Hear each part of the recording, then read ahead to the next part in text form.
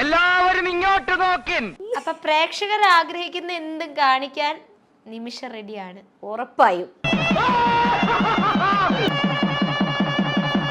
ആ കാണിക്കലിന് വേണ്ടി നിങ്ങൾ ആരാധകർ വെയിറ്റിംഗ് ആണ്. താങ്കൾക്കുള്ളത് ഒരു പെൺകുട്ടിയാണ്. അതിന് ആ ഒരു പെൺകുട്ടിയുടെ ഭാവി കൂടി നോക്കണ്ടേ?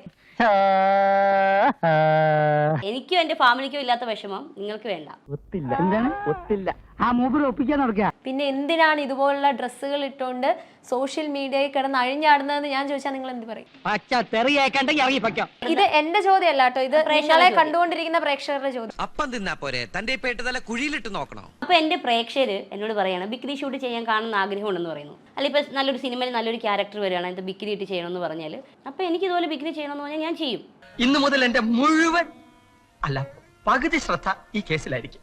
നിങ്ങളൊരു കല്യാണം കഴിച്ച സ്ത്രീയാണ്. നിങ്ങൾ എന്തിനാണ് നിങ്ങളുടെ ഭർത്താവിനെയും കുഞ്ഞുങ്ങളെ ഇതിലേക്ക് വലിച്ചഴിക്കാൻ നിങ്ങൾക്ക് നാണമില്ലേ? ഞാൻ നിങ്ങൾ വന്നപ്പോൾ തുടങ്ങി മാന്യമായുള്ള റിപ്ലൈ ആണ് ഞാൻ തന്നുകൊണ്ടിരിക്കുന്നത്. ഒരു പരിധിയുണ്ട്. കുറെ നേരം കിടന്ന് കാണാന്ന് ഉണ്ടാക്കാൻ തുടങ്ങിയിട്ട് വെറുതെ വർത്താനം പറഞ്ഞ സമയം കണ്ടു ഒരു ഇഷ്ടം എടുത്ത് തലടിച്ച് വിളിക്കുന്നു. നീ വന്നപ്പോൾ തുടങ്ങി നിനക്ക് ഇച്ചിരി ഒരു എല്ല് കൂടുതൽ നിനക്കുണ്ട്. എന്നെ നിങ്ങൾ ഇങ്ങോട്ട് ഇന്റർവ്യൂവിനാണോ വിളിച്ചത് അതോ വേറെ വല്ല സംഭവം ചോദിക്കാനാണോ വിളിച്ചത്? നിങ്ങൾക്ക് ചോദിക്കുന്നതിനൊക്കെ ഒരു മര്യാദയില്ല. അങ്ങനെയല്ല ചോദിച്ചത്. ഞാൻ അല്പം മോശം ഭാഷ സംസാരിക്കുന്നത് കേൾക്കാൻ സൗകര്യമില്ല എന്നാ കേട്ടോ. പിന്നെ നീ എന്ത് ഉണ്ടാക്കിയെന്നാ ഈ പറയണത്? ഒരു ഇന്റർവ്യൂവിന് വിളിക്കുമ്പോൾ ഇങ്ങനെയാണോ ചോദിക്കേണ്ടത്? ചോദിക്കുന്ന ഒരു മര്യാദയുണ്ട്. നിങ്ങൾ തന്നെയാണല്ലോ പറഞ്ഞ അവര് സോഷ്യൽ മീഡിയ താരമാണെന്ന് പറഞ്ഞു. ഒരു താരത്തോട് ചോദിക്കുന്ന ചോദ്യമാണ് ഈ ചോദിച്ചത്. എന്തു വേണ ചെയ്തോ, പക്ഷെ ദേഹോപദ്രവേൽപ്പിക്കരുത്.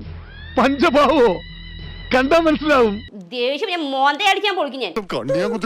അയ്യോ സിഗരറ്റ് ഒരു ചോദ്യം ചോദിച്ചിട്ട് വന്നിട്ട് മേലാക്കി ഈ പിടിച്ചോണ്ടല്ലോ